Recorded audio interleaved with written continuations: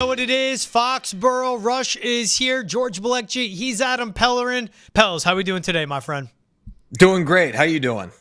I'm doing great because I love the lineup that we have. What we're going to cover today, obviously, we're going to talk the news of Brandon Aiyuk, him requesting a trade. Niners saying they won't do so. Got some J.J. McCarthy talk as well.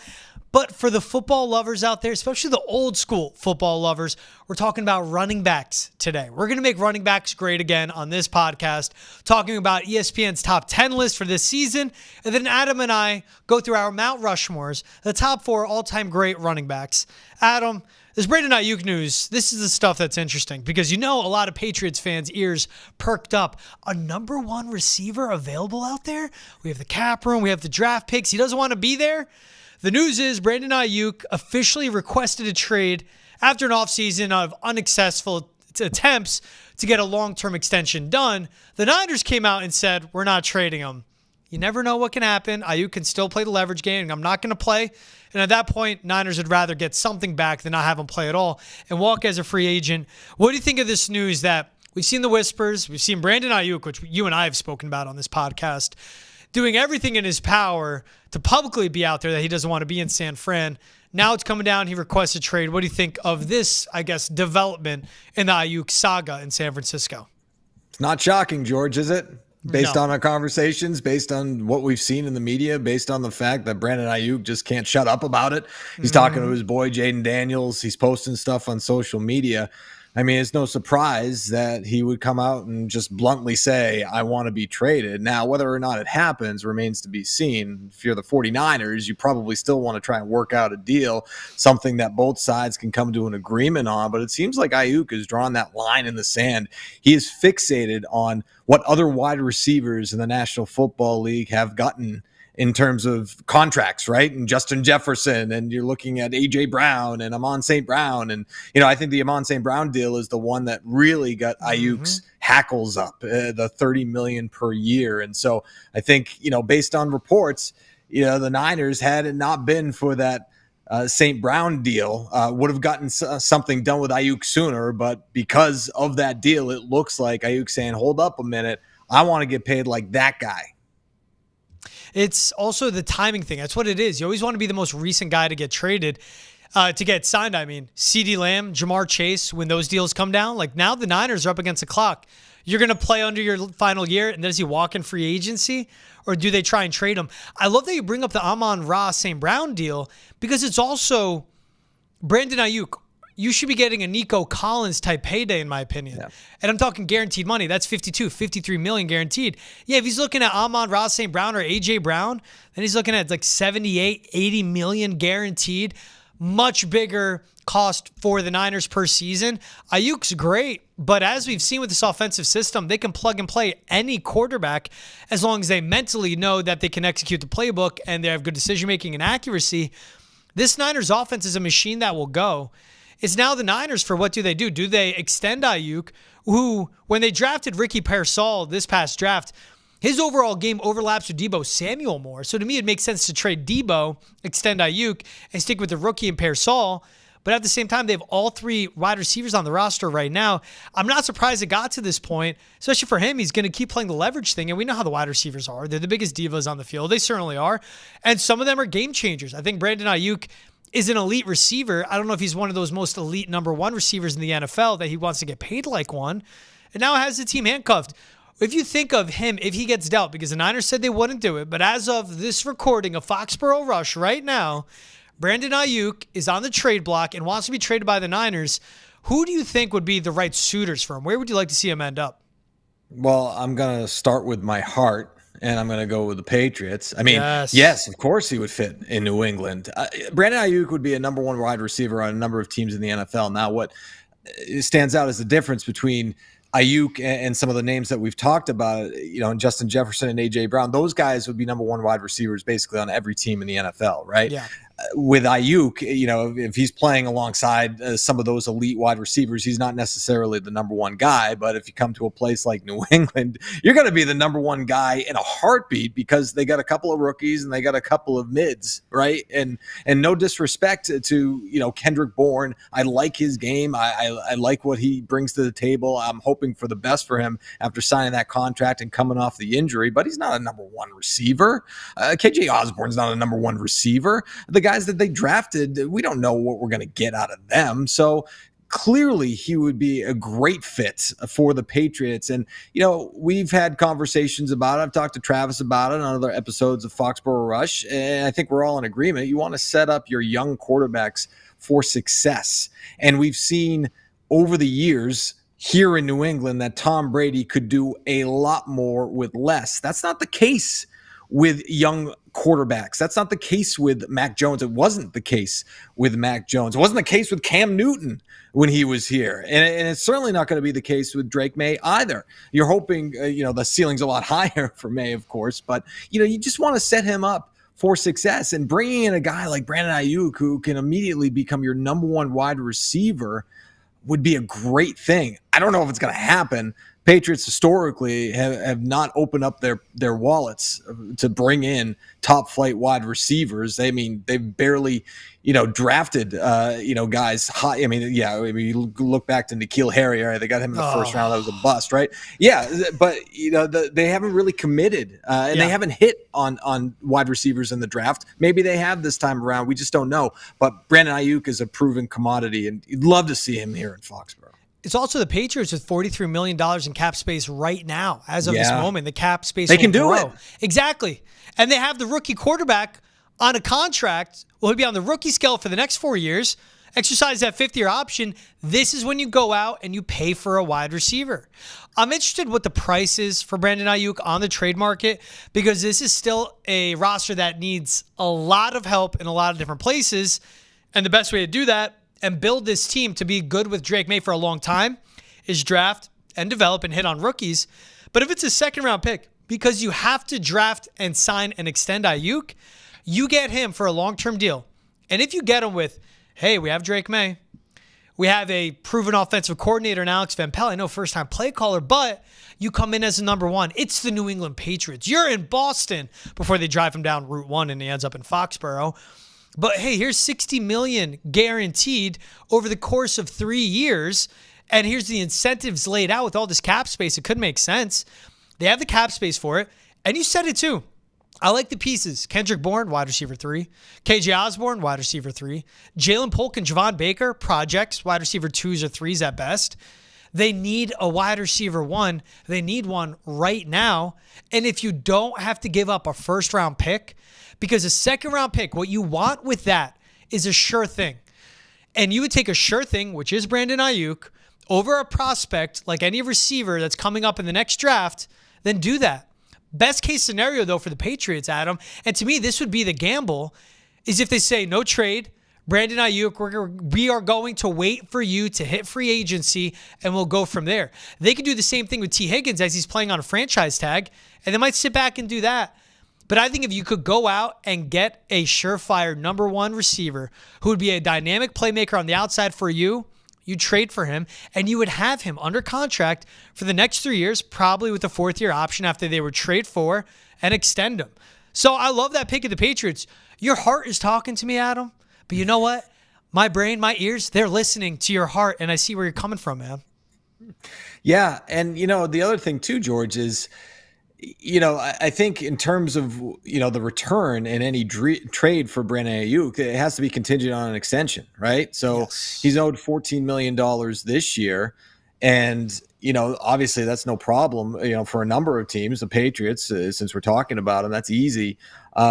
You got to have some sort of guarantee that he's going to re-sign. And you talk about free agent or sign an extension. You talk about free agency too. It's like, well, that might be a harder sell. Right? Because if you're the Patriots and you got, and you got this season, let's see how things play out this season with Drake May. Maybe it's excellent. Maybe he lights the world on fire and free agents everywhere are wide receivers are like, yeah, I want to play in New England because they got Drake May.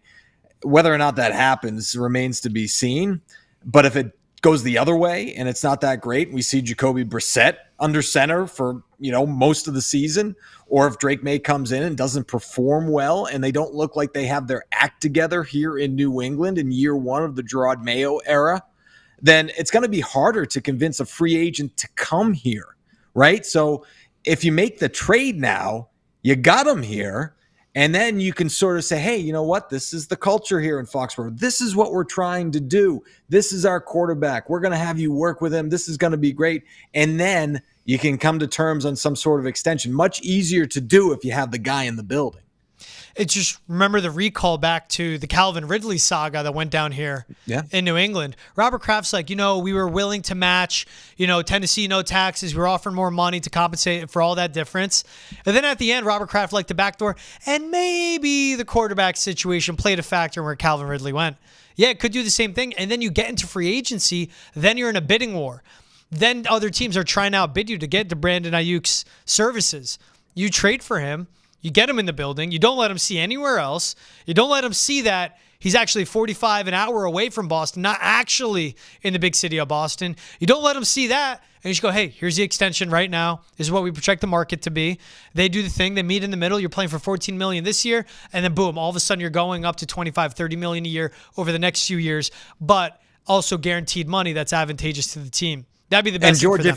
And George, if you stink, right? If the Patriots stink, you're going to lose those tiebreakers in free agency, right? Yeah. Other teams who are better have better situations. They may be offering a little less money, and he might even take that to win, right? If it's close enough to the number he wants, and he looks at the Patriots who aren't so good, and another team, Team X, that's got potential, they got stuff going on. He might choose that other team. So again, you make the trade now, you got him in the building, you get a better shot. And that's the thing, too, on Brandon Aiyuk's part as well. You're demanding a trade. Man, you're on the second, arguably the best team in the NFL. Yeah.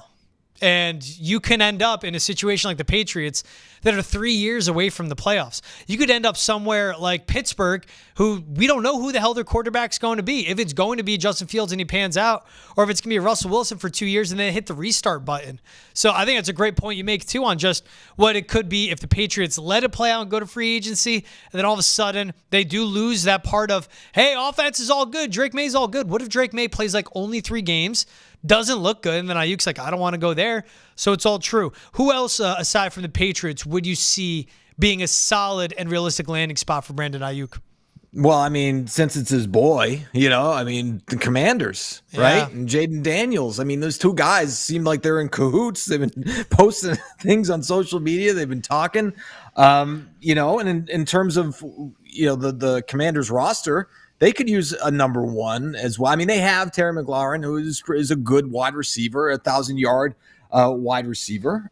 It's Dan Quinn's first year at the helm. Who wouldn't want, if you're the head coach, you draft your quarterback and then you bring in a big name wide receiver, and then all of a sudden there's a lot of hype surrounding your team. You got something going on. Quinn had a stud when he was the head coach in Atlanta, and Julio Jones, right? He knows how to sort of manage those sort of personalities, I guess you could say. I don't know if he'd need to do that, but I just think, it seems a natural fit. Again, you talk about setting your young quarterback up for success, a guy that they drafted to be the guy under center. You want to make him happy. You want to surround him with weapons. You want to make sure that he is set up for success, and bringing in his guy from Arizona State, Brandon Aiyuk, would probably do that. And that's where you go into, too. The Commanders need his services. Jahan Dotson, Terry McLaurin. Terry McLaurin's getting older. Brandon Aiyuk steps in. He could be the best receiver there, and that's already a really good receiving room. And you said it, too. Keep your quarterback happy. Your franchise quarterback, who you took number 2 overall, one spot ahead of Drake May and Jaden Daniels. For me, I look, and I had the Patriots on my list. I was thinking Steelers, cap space. They have $77 million in cap next year, $177 the following year, and that number will change a lot. But I just don't trust George Pickens as a leader in a wide receivers room. You get a Brandon Aiyuk in there. I think that's a guy that can be your number 1, and George Pickens would be a very good number 2. But when you look at the rest of the depth chart, where they have Van Jefferson or Roman Wilson, the rookie out of Michigan, who's an unproven commodity, you get Brandon Aiyuk, you get that stud in there, you have the cap space. And by the way, you still have a quarterback. If it's Russell Wilson long-term, you're not paying him. Or you have Justin Fields, who might be on a prove-it deal. Well, this season he is, but maybe after next year too. And it could make sense for the Steelers if they go all in right now. I don't think Brandon Aiyuk puts them to a Super Bowl, but I think he would be an upgrade on their roster and help level up their offense. All right, so you said Patriots and Commanders. Who else? Let's go. Like a nice top three here, Adam. Who would be the third team you'd like to see Brandon Aiyuk end up on? All right, rounding out the top three, the Kansas City Chiefs.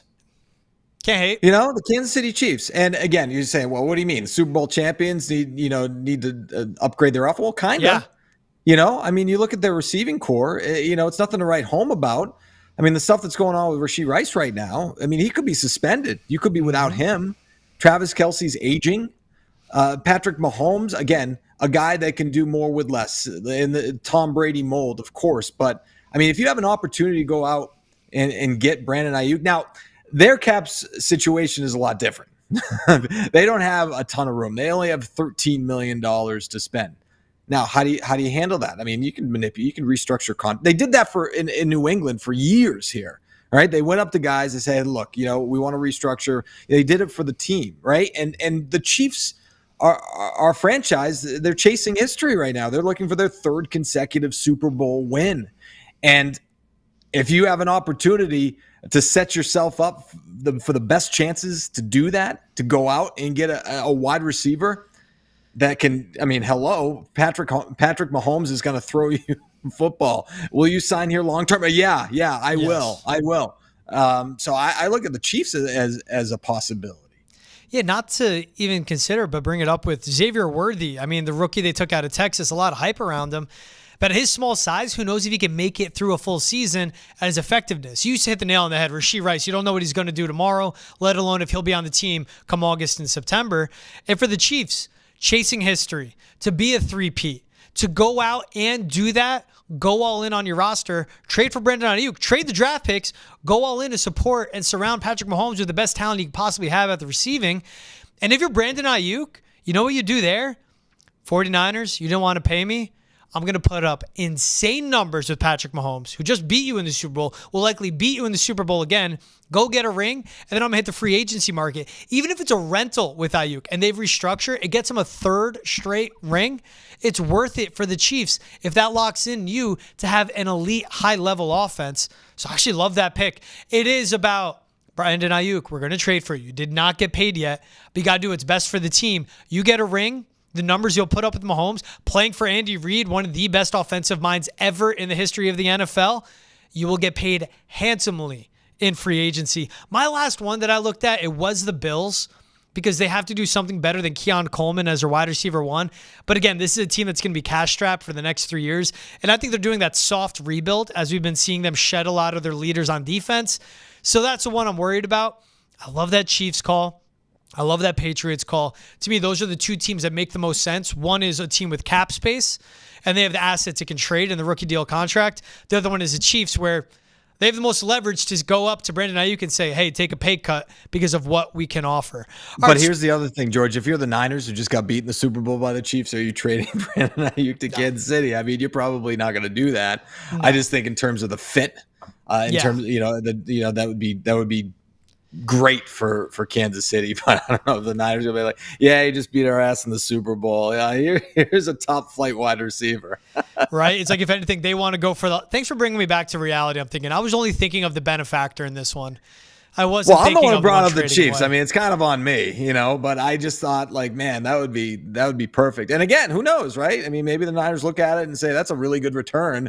This guy's going to leave us anyway. This is the best offer on the table. So maybe it does happen. A couple first-round picks maybe guarantees a ring for the Chiefs. That's a high price, though, and I don't see Chiefs would not do that unless they extend them, and it would guarantee that.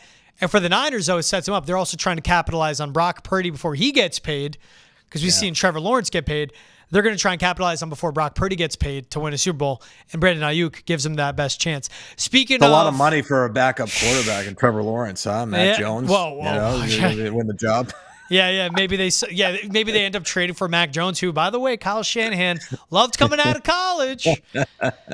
Hey, rookie quarterbacks, backups, we're talking about it. J.J. McCarthy still hasn't signed his rookie deal. This is the day and age. This is 2024 in the NFL. According to Pretty Ricky 213 on X or Twitter, Ooh, right? yeah. I think Big that's Pretty Ricky guy. Is that your burner account, Adam? Well, it'd be Pretty Adam. Yeah, I was looking at a lot of his replies. It was, I love Adam Pellerin on Nesson. Can I get more of Adam Pellerin? God, he's so handsome. He claims, and has huge arms, he claims that J.J. McCarthy is planning to hold out if he doesn't receive his full signing bonus payment up front.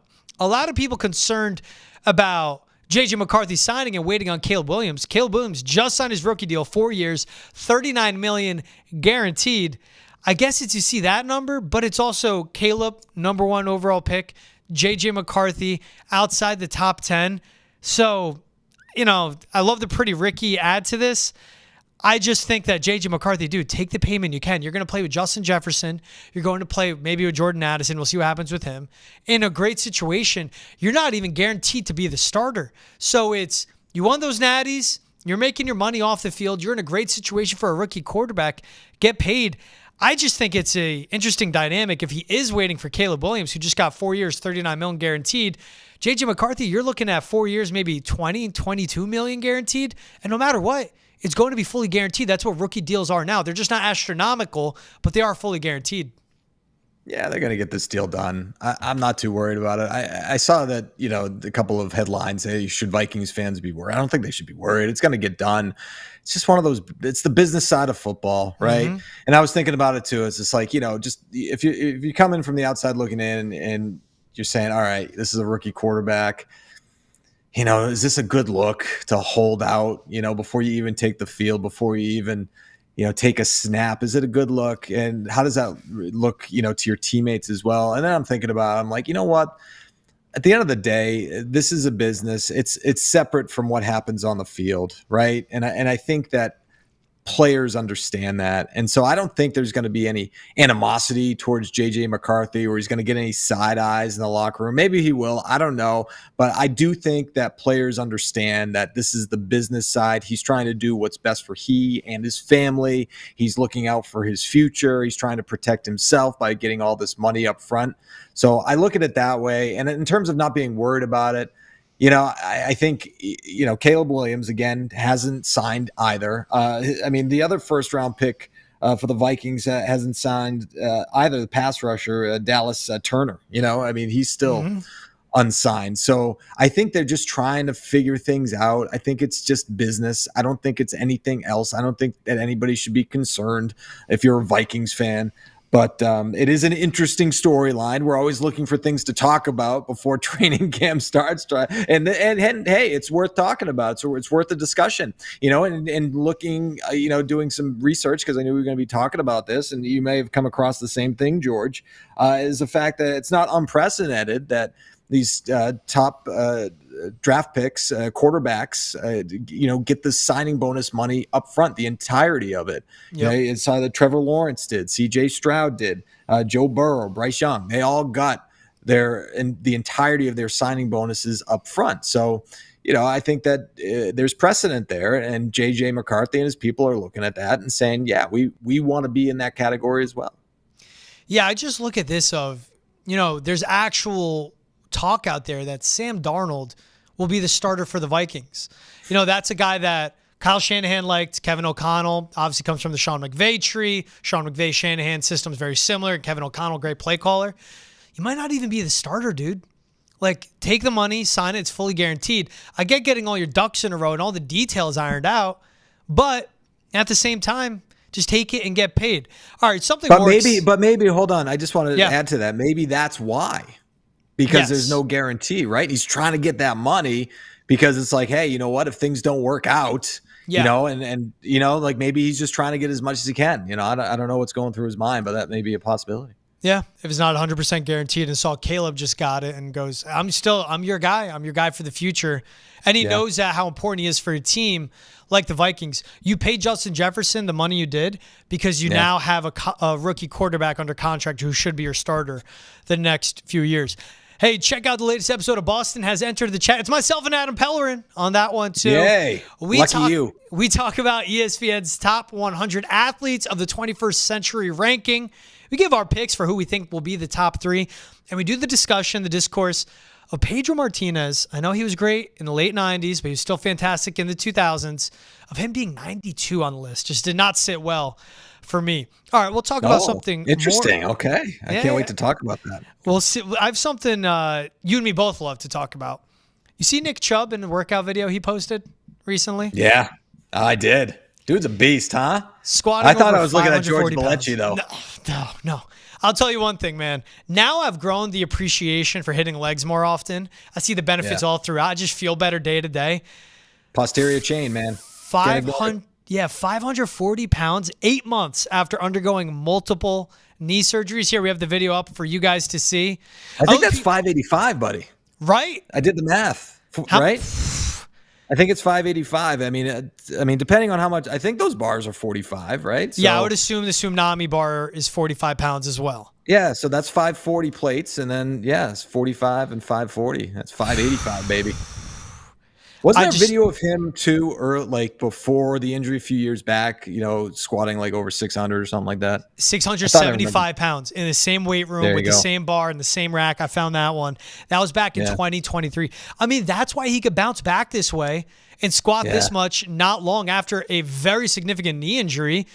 I mean, how strong his legs are and how strong the muscles are to support the ligaments. I just love seeing this. Can I be a Debbie Downer? Yes. All right.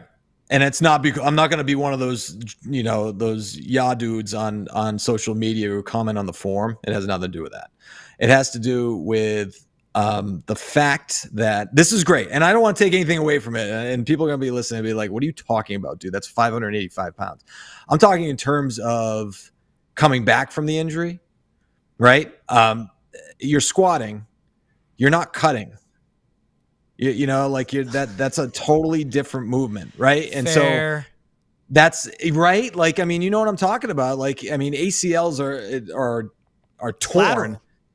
Yeah, lateral movement. So again, it's no guarantee. I hope. Look, I want the best for Nick Chubb. I sound like such a hater right now. It's ridiculous. I'm just saying that it's much different once you're out on the field, cutting and doing all those things. Anyway. As someone that loves running into you at the gym, loves talking shop with you, talking protein powders, what have you, I'm so disappointed in you, Adam. We're two meatheads talking about lifting, and we can just bask in the glory of Nick Chubb squatting 500. How much? 575? 585. 585. That's 585. Yeah. 585 pounds. Yeah, it's ridiculous. Yeah. And you just chopped it down and you ruined the moment. I know I did. I know. You got it for 3 too. That's ridiculous. No question of his depth. No question of his form. Going up with ease. Yeah. No, his form was great. Like, I'm not going to, and I guarantee you, I didn't look at the comments because I knew what I would find. I guarantee you in those comments, there are some dudes that are saying, dude, you're not getting deep enough, guy. He's getting that's exactly what you're going to see. I've seen it a million times. It's ridiculous. It's stupid. But yeah, he's a beast. He is a beast. I love a big Nick Chubb fan, but we're gonna have to see what happens when he gets on the field because there was significant knee injury. It is. And according to ESPN, though, they have high hopes on him in 2024. They put out a ranking top 10 running backs in the league. ESPN surveyed league executives, coaches, and scouts.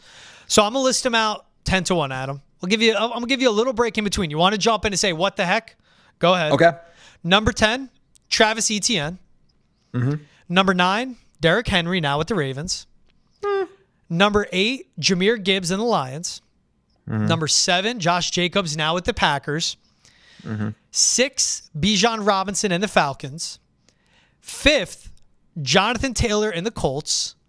4th, Saquon Barkley with the Eagles. Now, can you guess 3 through 1? You didn't like that Saquon at 4, huh? No. Too low? Too high? Didn't. Too high. Yeah? Too high, I think. This isn't Saquon. He played with a terrible Giants offensive line. Did, but, I don't know. Has he been the same? I don't know. All right, go ahead. Talk about injuries, but go ahead. Who do you think is 3, 2, 1? Well, we haven't listed Chubb yet, have we? No. Okay. We obviously, number 1 is pretty obvious. Christian McCaffrey. Yes. Who we missing? We missing Yes. Jets. Brees Hall. Yes, Brees Hall. Money. Yes. Money. Nice. Yeah. Nice. I did the guessing of number 2, and I named Saquon, Bijan, Jahmyr Gibbs. Got all of those wrong, obviously. But money with that with Brees Hall at 2. So Chubb at 3, missing. Hall at 2. Yes. CMC at 1. All right, so you go. You said some names missing. What names do you think are missing? I mean, how about the guy, what was I had the numbers here. Oh yeah. Yeah, Kyren Williams. Wow. Kyren Williams with the Rams. Kyren Williams, excuse me. Yeah, you're Kyren Williams. Good. Well, no.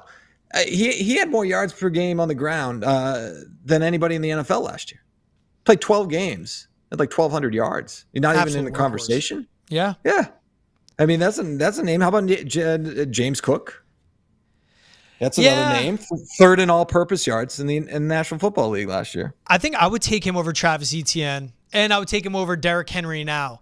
Now, Derrick Henry, we could see, a back nine resurgence because you have Lamar Jackson. You don't have to be the whole focal point. I like James Cook. I think he's more dynamic than Travis Etienne, and he's been great. Just fumbles the ball a ton. I like the Kyren Williams call because he was a workhorse for a Rams offense that needed him to run. As good as they were with all the receivers, he got it done. What a jump from year 1 to year 2. I mean, I was thinking Isaiah Pacheco. That's the guy. No doubt about it. I would put him over Travis Etienne. I would put him over Derrick Henry. And I would put him over Josh Jacobs. I like Jahmyr Gibbs in the top 10. Very dynamic. But I want Isaiah Pacheco there. And Tony Pollard, one bad year in Dallas. People are going to say he couldn't be the number 1 back. We'll see what he does in Tennessee now. Yeah. But I think Pollard, again, when I'm talking about how dynamic someone can be, I wanted to see him in the top 10 as well. That's a bad offensive line in Tennessee. Yeah, I know. It worries me. Waiting a lot on a rookie. Thing. But Jonathan Taylor, a little high. I know he's had injuries. I want to see guys come back from injuries with success, right? Like, I know I was kidding around a little bit with the Nick Chubb stuff, but you can't underestimate, the damage that an injury to a running back can do, right? I mean, especially because there's such a short shelf life with these guys to begin with. Once you hit 30, it's like a question mark, right? And we're talking about that with Derrick Henry. Yeah, once you hit 27 now. Well, yeah, and that's why it's so remarkable that, some of these guys were able to do it past 30. Derrick Henry, there's some metrics, that are a little bit alarming. I looked them up, George. How about the lowest yards per game since 2018? Second fewest yards after contact of his career. Ooh. This was last season. Fewest yards after contact per game of his career. Fewest broken tackles of his career. Yeah. That trajectory to me goes down. And the whole thing around Derrick Henry is you want someone so big no one can tackle him. He's getting tackled now. Yeah. The guys like Adam Pellerin that only squat 440 pounds are bringing him down. No problem. Yeah, I never saw 440. JT, I'm a big Jonathan Taylor fan. That goes back to me covering him when he was at Wisconsin. But a lot of tread on the tires. So that top 5 for him does concern me. Saquon at 4 you didn't like. Now, he's about to be 27. He's going to be on an FU tour because of how the Giants, he didn't like how that all went down of him leaving them. But Eagles he's going were way better. Eagles, exactly. Jordan Mailata. And obviously with Lane Johnson, a new starter at center, but that's a guy they drafted a few years ago, and they had Jason Kelsey really mentor him and bring him under his wing. And with Jalen Hurts and those receivers, just think about Saquon Barkley. It's not going to be all him. He's the situation he's in. He's in a better offensive situation than Nick Chubb or Brees Hall. Christian McCaffrey's in the best one of them all, and he's the best route runner and receiver out of these backs. But I think Saquon's going to have such a good year because you have to respect that they have A.J. Brown and Devontae Smith. Jalen Hurts, will see how he can bounce back after a down year and how good that offensive line is in front of him. I think the touches, the opportunities that Saquon will get, I think he could finish as second, third best back in the NFL. And it's not saying much because obviously these professionals that know more than you and me have him finishing 4. How do you think Ramondre Stevenson, not even really sniffing the honorable mention, but 2 bad years, stuff that's out of his hands, to me it makes sense. Yeah, it does. And again, a guy who's coming off of injury too, right? I don't think that's why he's not on the list, but not on a great team. And I think he just needs to pray, right? I mean, he and gosh, I'm blanking on the name, Damian Harris. Like he was splitting like a couple years ago, right? Yep. Like, he kind of came on the Damian Harris was the essentially number one running back, and then Ramondre Stevenson comes into the mix, and they sort of split duties, and then Stevenson slowly emerges as the guy. But it hasn't been that long where he's been sort of the guy, and the injury last year. He got the big contract. He's one of the highest paid running backs now in the NFL in terms of average annual value. So I think the expectation is high for him. And he's got to be relied upon quite a bit. And the thing with him too, and I'll mention that, I mentioned this with the Tennessee having a tough offensive line. The Patriots offensive line is a big question mark going into this year. Yeah. We don't know what the hell they're doing at left tackle. We don't even know if Caden Wallace would be serviceable at right. We don't know where Mike Onwenu's playing. And wherever he plays, he'll be great. But we don't know if he's your right guard, right tackle. We don't know what PTSD, it's all coming back. Yeah, come on, Brandon Aiyuk. Yeah. This is gonna be we great. don't know what our offensive line is and if our quarterback will be healthy, but you'll get paid to live in Walpole. Put on a smile. Ramondre Stevenson on the field 65% of the time last season, 190 plus touches the last 2 seasons. If they get his workload manageable, which they did by signing Antonio Gibson as a free agent from Washington, who's not like a great running back, but a good dual threat back and a good third down back. If they get his usage in check, I think it'll benefit him all elsewhere. All right. Mount Rushmore, we talked about it. Because this list of top 10, I mean, CMC, he gets a ring. He keeps it up with the 49ers. He could go down as one of the best running backs ever since he's been in the league with the Carolina Panthers. For your top 4, your Mount Rushmore of greatest running backs in the history of the NFL, who's your top 4? All right, I'll start with number 4, Emmitt Smith. And I know people would, honestly, it was kind of a struggle for me. I almost didn't put him on the list, but I can't not put Emmitt Smith on the list because he leads, the running backs in every single category imaginable, 3 Super Bowls, all that MVP, all that stuff. I just didn't like growing up again. We talked about Olympians the other day and having a nostalgia attached, to your childhood. I remember watching Emmitt Smith, growing up. And saying I'm not that impressed, he's got a great offensive line. He was a great running back, no question about it. But I don't know. He wasn't my favorite, but he's on the list. You want me to go? Keep going? I'll go with my 4 first. I like this. We'll go 4 by 4. Okay. So you got Emmitt Smith. Yeah. I put Adrian Peterson as my number 4. Yeah. And this is pure, like you said, nostalgia, who I grew up watching. I remember how dominant he was at Oklahoma, but always snake bitten. And there were the questions of his injuries and his injury history when he got to the NFL. But he literally carried that Minnesota Vikings offense. And from when he was a rookie, 2017 to 2015, in my opinion, was the best running back in the league. And in those first few years in the league, 14 or more games played all but twice. Look at his numbers for his career, but his career highs in a game has a single game rushing record, 296 yards. When I heard that, I thought it was fake because I missed the game. But no, he really did that. 296, 224, 212, 211, 210, 203. Obviously rushed for over 2,000 yards. I just think how insanely good he was. And when he had that 2,000-yard season, that is post-knee injury as well. The guy bounced back from a torn ACL, didn't miss a beat the next season, and once again was the best running back in the league. I think you put Adrian Peterson in any era, on any team, he would have been absolutely fantastic. He had a long career, but his dominant Minnesota Viking years were insane. I think AP is one of the best running backs ever. Yeah, I would agree with that for sure. I was a big AP fan. Great initials too. Yes, you can't deny that. All right, number 3 for me, Jim Brown. Now it's tough. It's tough to sort of assess, these players that played back in the day because you didn't watch them play, right? I mean, all you have to go on, or if you have a grandfather watch Jim Brown and you can tell you stories about it, or if you watch some old highlights or whatever, and it's hard to sort of really judge based on the level of competition and all this stuff. But I mean, here's the numbers to back it up. Most rushing yards per game in NFL history, 104.3 yards per game. A 3-time MVP, the only running back to win multiple MVPs, and an absolute legend, an absolute legend of the game. So Jim Brown has to be on my list. I love that Jim Brown pick. For the number 3 for me, I went LaDainian Tomlinson. Again, someone I grew up watching. I'll never forget his 2006 season, broke the single season rushing record for touchdowns with 28, hit 31 total in that year. But then also that season had 1,800 rushing yards, 2,300 yards from scrimmage, which is insane. And he had that 28 rushing touchdown season in 2006. But from week 4, 2004 to week 5, 2005, he had a touchdown in 17 straight games. For that record-setting season and that run to not be attached or overlap at all shows how insane he was. And he had 24 touchdowns over that 17-game span. No running back since he had 28 touchdowns, again, in 2006, has broken 20 in a season. And he did that over a 17-game span. He did it in 16 games in 2006.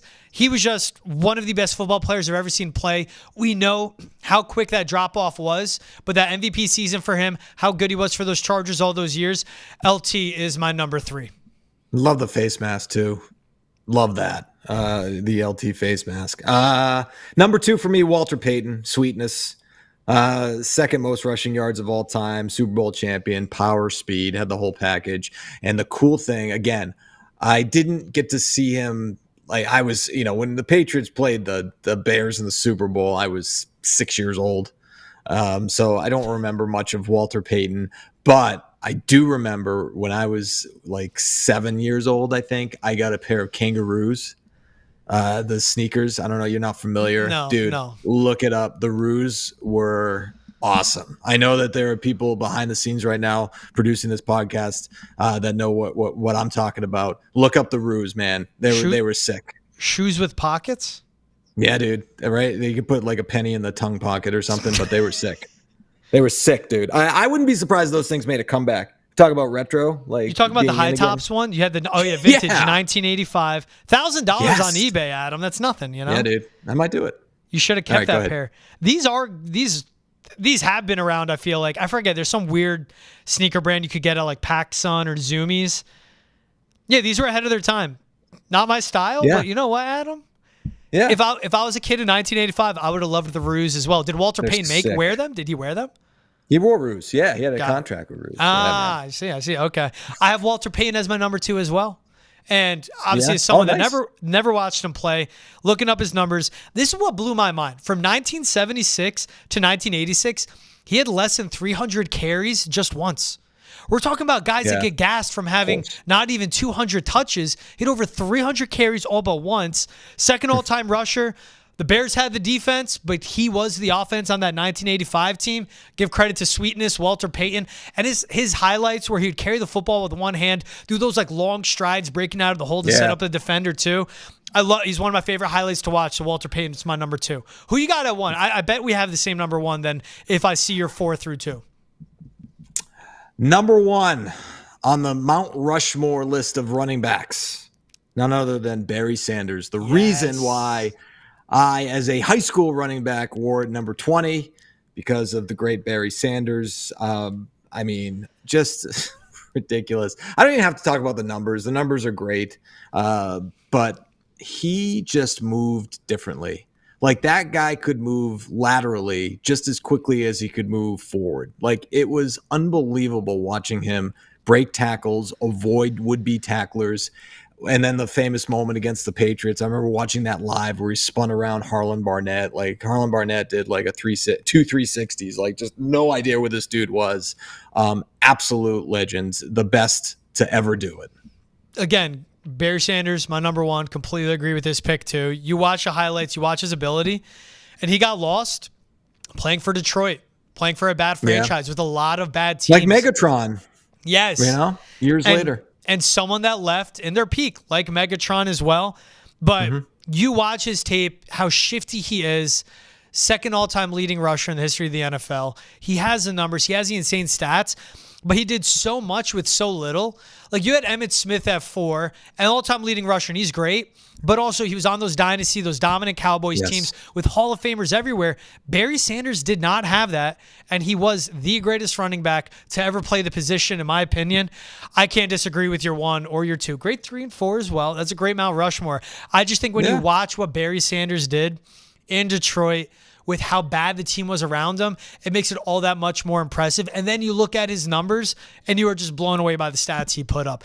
Adam Pellerin in 20. What was your number as a catcher in high school and at the great Suffolk University?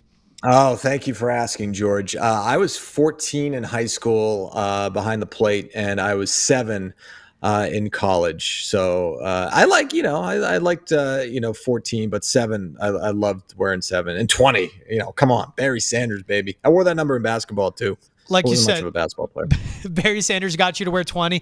For me, it was Wes Welker got me to wear 83. All right, that's Nice. it for Foxboro Rush. I'm George Balekji. He's Adam Pellerin. Thanks so much for tuning in. We'll see you guys same place, same time on Friday.